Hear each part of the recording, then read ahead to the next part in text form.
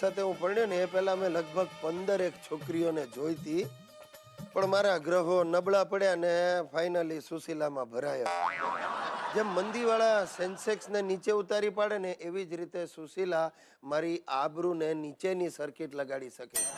આ તમને હમણાંનો દાખલો કહું. આ દિવાળી પર અમે વેકેશનમાં સિમલા ગયા, આખું ફેમિલી, હિતિયો ને મારા બાપા ને સુશીલા ને બહુ મજા કરીને પાછા આવ્યા હતા. બધા ઓફિસના મિત્રો ઘરે મળવા આવ્યા હતા. મેં કહ્યું આજે જરા વટ પાડીએ બધા સામે. એટલે મેં કહ્યું સુશીલા, આપણે સિમલામાં કઈ હોટલમાં ઉતર્યા હતા જરા આ લોકોને કહેજો. મને કે ઉભા રહ્યો, ત્યાંથી જે ટુવાલ લીધા છે એના પર નામ વાંચીને કહું. બધા મિત્રો બિચારા ચૂપચાપ વિખરાઈ ગયા. પણ આ સુશીલામાં આ બધા જે ગુણ છે ને એની મામાથી આવ્યા છે. અરે જોવા જેવી બાઈ છે ભાઈ. તમે તો જોઈ નથી, બાકી આને જુઓ ને તો તમે લગ્નને બદલે આપઘાત કરવાનું વધારે પસંદ કરો. મારો સસરો એમાં ભરાયો છે એટલે હવે દુનિયા આખીને ભેરવે છે. દર 2 મહિને મારે ત્યાં રહેવા મોકલી દે છે. ને માથા નીચે મારી સાસુ હમણાં બાજુમાં પેલી મીઠાઈની દુકાન છે ત્યાં ગઈ ને કે આ ચખાડો તો જરા આ કાજુ કતરી. એટલે પેલા ચખાડી 2-3 ટુકડા ખાઈ ગયા. પછી કે ના એ રહેવા દો, આ ગુલાબજાંબુ બાંધી આપો. એટલે પેલા બિચારે ગુલાબજાંબુનો ડબ્બો બાંધો. જે કે ના ના ના ના ના એમ કરો ને એના કરતાં મને છે ને 2 કિલો મોહન થાળ જ આપી દો.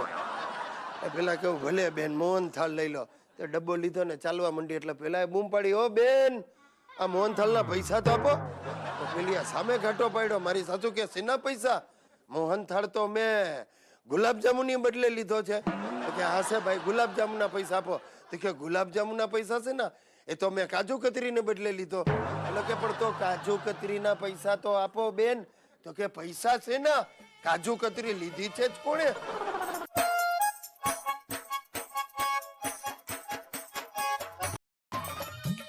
સાહેબ હું 26 વર્ષનો થયો ને ત્યારે મેં મારા બાપાને હિંમત કરીને કહ્યું, બાપા હવે તો મારા લગ્ન કરાવો.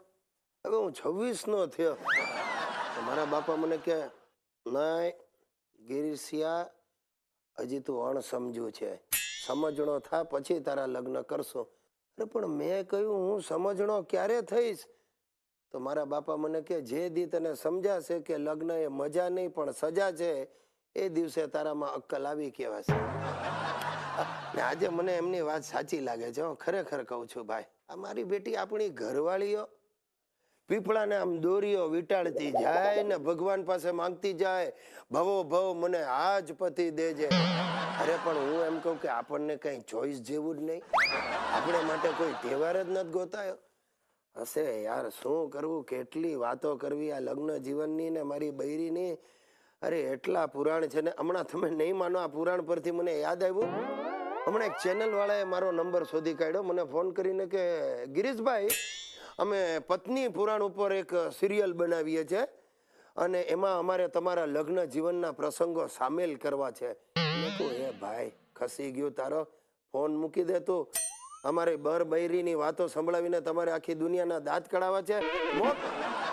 અરે ભાઈ આવું છે ભાઈ, લગ્ન જીવન એટલે શું છે, ચાલ્યા કરે. પરણી જાવ ને પછી એકબીજાની આદત પડી જાય. એ સૌથી મોટો મંત્ર હું તો એમ કહું છું કે એડજસ્ટમેન્ટ કરી લેવાનું આપણે. બિલકુલ.